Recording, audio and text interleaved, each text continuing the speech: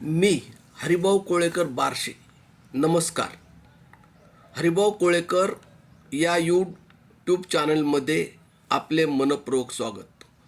आजचा विषय आहे धनगरांचे आरक्षण आणि राजकारण, एक चर्चा. आज राज्यभर मराठा आणि धनगर आरक्षणावरून सर्वत्र गोंधळाची अवस्था निर्माण झाली आहे. त्यात आणखी एक भर आरक्षण देण्यावरून इतर समाजही त्यास विरोध म्हणून पेटून उठले आहेत. यातून सनदशीर अहिंसक आंदोलनाची जागा हिंसक आंदोलनाने घेतली आहे. यामुळे सगळा महाराष्ट्र मेटाकुटीला आला आहे. एस.टी. बंद, रस्ते बंद, गावे बंद, तोडफोड, जाळपोळ, भडक भाषणे आणि आत्महत्या वगैरे ऐकून पाहून सर्वांचं जीणं हराम झालं आहे. म्हणून आता सर्वत्र बंद करा ही आंदोलने असा दबका सूर ऐकू येऊ लागला आहे. या गोंधळात जनता मात्र होरपळून निघत आहे. पोलीस, शासकीय यंत्रणा मेटाकुटीला आली आहे. सर्वच पक्ष हा निर्णय न्यायव्यवस्थेवर ढकलून नामानिराळे होत आहेत. यामुळे नको तो स्थान न्यायव्यवस्थेवर पडत आहे. तात्पर्य, यात सर्वच राजकीय पक्ष आरक्षणात लबाडीचे राजकारण करत आहेत. या निमित्ताने धनगर आरक्षणाची थोडक्यात चर्चा करत असता, धनगर आरक्षण नेमके आहे तरी काय, ते त्यांना का मिळत नाही, ते त्यांना मिळे योग्य आहे की नाही, धनगर आरक्षणात धनगरावर अन्याय झाला आहे का, झाला असेल तर का झाला, याला कोण जबाबदार आहेत, यात कायदेशीर अडचणी कोणत्या, यात कायदेतज्ञांचे मत काय आहे, आरक्षणात राजकीय पक्षांच्या भूमिका काय आहेत, हे पाहिले असता धनगरांचे आरक्षण ना देगा नरेंद्र, ना देगा देवेंद्र, ना देगा भाजपा, ना देगा काँग्रेस, फिर सच क्या है आरक्षण, हे पाहिले पाहिजे. आज महाराष्ट्रात धनगर समाज ग्रामीण भागात लोकसंख्येने मोठा आहे. तो आता कधी नव्हे तो पेटून उठला आहे. तो एकत्र येत आहे. तो संघटित होत आहे. त्याला अनुसूचित जमातीचे आरक्षण पाहिजे आहे. धनगर आरक्षणाच्या संदर्भात घटनेच्या अनुसूचित जमातीच्या यादीत क्रमांक 36वर ओरान धनगड असा उल्लेख आहे. ओरान आणि धनगड या दोन शब्दात स्वल्पविराम असल्याने हे दोन्ही शब्द वेगवेगळे आहेत असे सरकार म्हणते. तर ब्रिटिश काळात सुमारे 150 वर्षापूर्वी कर्नल डॉल्टन यांनी लिहिलेल्या एका संशोधनात्मक प्रबंधात ओरान धनगर असून त्यांच्या बायकांना धनगरणी म्हणतात असा उल्लेख आढळतो. आता हा ओरान शब्द लुप्त पावला आहे.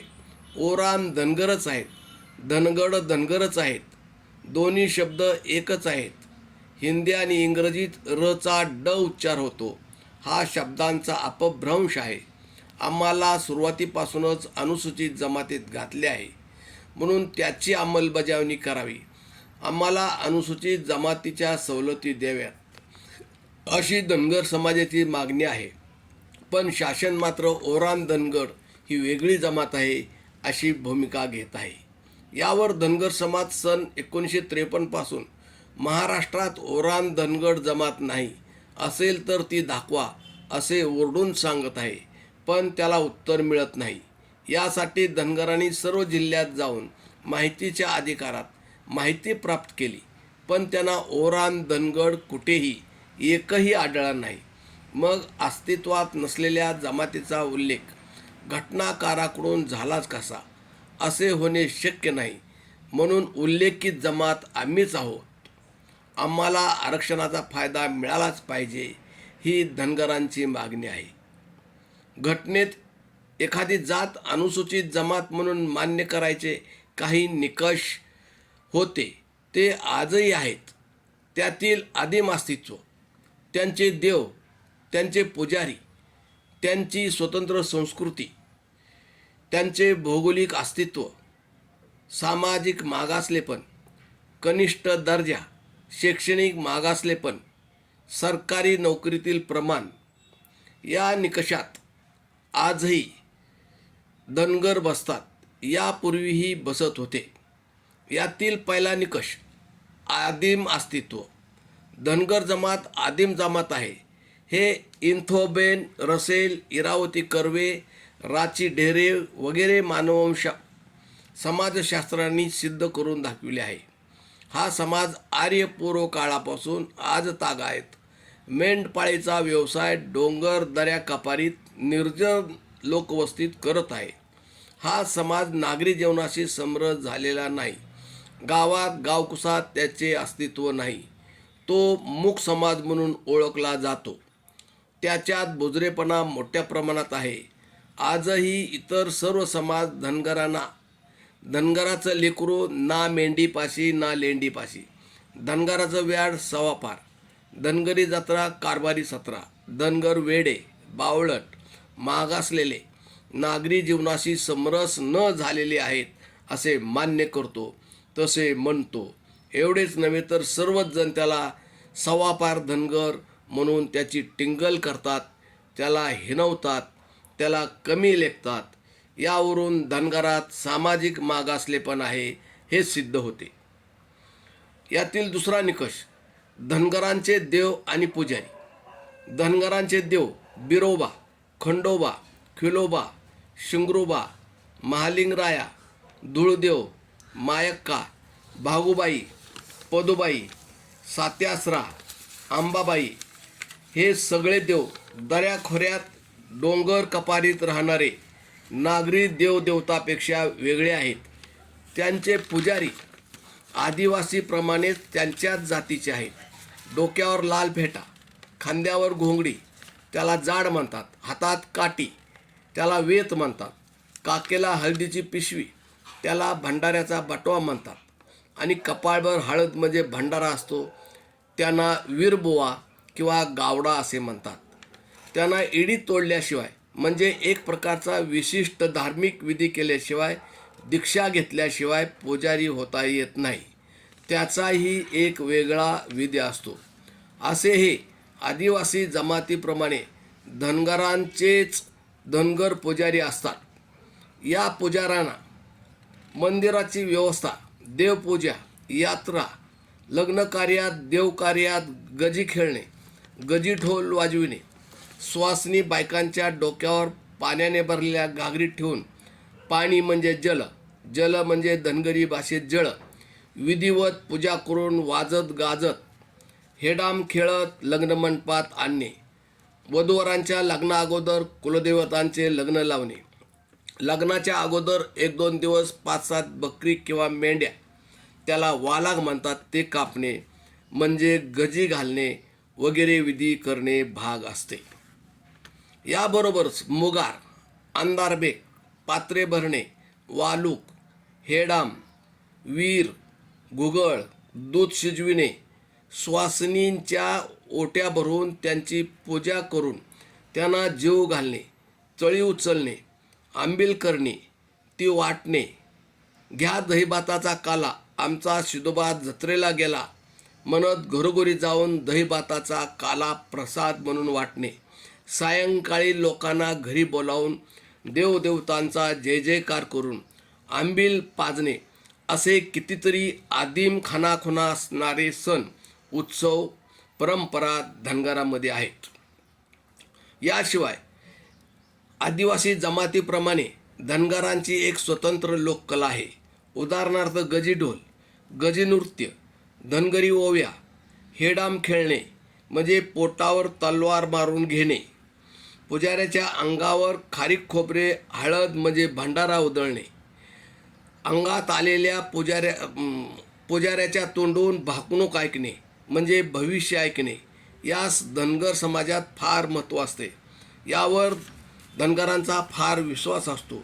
यावेळी पुजाऱ्याने सांगितलेले भविष्य, भाकणूक, पुढील वर्षे कसे असेल, रोगराई, पाऊस पाणी, पीक पाणी, चांगले वाईट दिवस, स्वस्ताई महागाई, संकटे कोणावर कशी असतील हे खरे मानून त्यावर विश्वास ठेवून त्याप्रमाणे आचरण ठेवले जाते. हे आजच्या विज्ञानवादी युगातही धनगर समाजामध्ये चालते. हे आदिवासी जीवनशैलीप्रमाणे चालू आहे. तात्पर्य, ही परंपरा लोककला आदिम जमातीप्रमाणे आहे. याबाबत प्राध्यापक गुंतन सोन्थामायर या जर्मन अभ्यासकाने धनगरांची ही लोककला परंपरा आदिम असून ती आदिवासी जीवनशैलीतून आल्याचे दाखवून दिले आहे. मेंढपाळी व्यवसायामुळे या समाजाला भटके स्वरूप प्राप्त झाले आहे. त्यांना सतत रात्रंदिवस मेंढरामागे भटकावे लागते.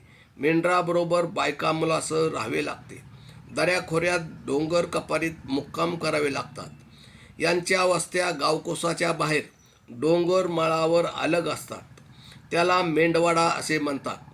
धनगरांचा नागरी जीवनाशी फारसा संबंध येत नाही.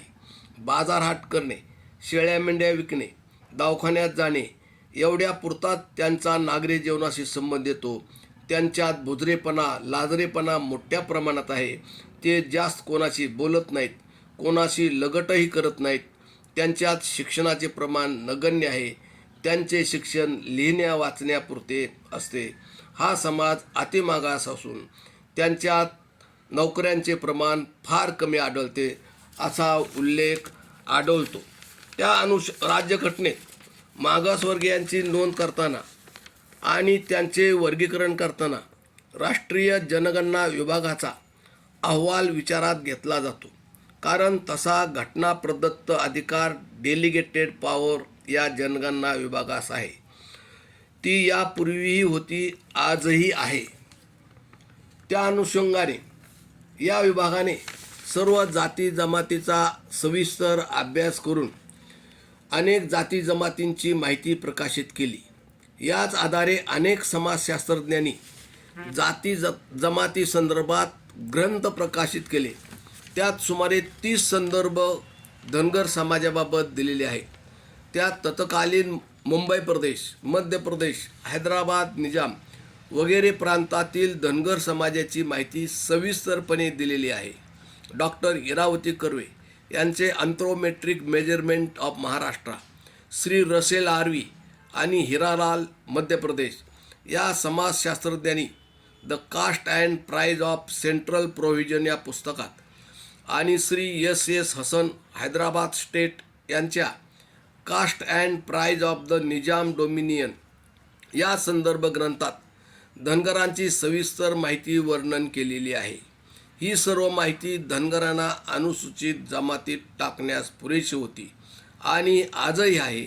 याशिवाय सन 1982 जनगणना विभागाने बिब्लिग्राफी ऑफ शेड्यूल्स या प्रसिद्ध केलेल्या अहवालात धनगराबाबत 10 संदर्भ दिले आहेत. डॉक्टर एस शशी या समाज संशोधकाने लिहिलेल्या शेपर्ड इन इंडिया या पुस्तकातही धनगरांचे वर्णन अनुसूचित जमातीस पात्र आहे असे केलेले आहे. या उपर केंद्र सरकारने 29 जानेवारी 1953 मागासवर्गीयांचा अभ्यास करून त्यात काही सुधारणा आणि उपाय सुचविण्यासाठी श्री काकासाहेब कालेलकर नावाचा आयोग नेमला. यामध्ये 11 सदस्य होते.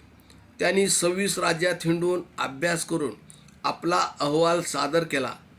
त्यांनी त्यात 837 जाती जमाती अतिमागास ठरविल्या.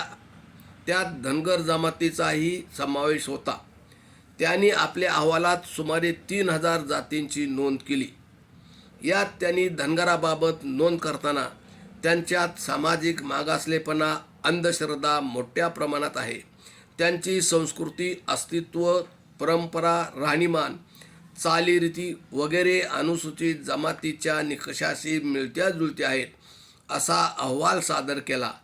पण त्यांचा अहवाल स्वीकारायचा की नाही यात मतभेद निर्माण झाले.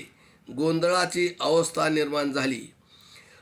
या सर्व बाबींचा विचार करता राज्यघटनेच्या मागासवर्गीय अनुसूचित जमातीच्या यादीतील क्रमांक 36 वरील धनगरच आहेत हे सिद्ध होते. आता खरा प्रश्न निर्माण होतो तो घटनेप्रमाणे धनगर अनुसूचित जमातीचे असताना त्यांना याचा लाभ यापूर्वीच का मिळाला नाही आणि तो त्यांनी यापूर्वीच का उठविला नाही. आता ते याची मागणी का करतात याची चर्चा आपण पुढील भागात पाहू. धन्यवाद. ही चर्चा आपणास आवडली असेल तर त्यास लाईक करा, सबस्क्राईब करा, आपली प्रतिक्रिया कमेंट बॉक्समध्ये नोंदवा. आमचे नवनवीन व्हिडिओ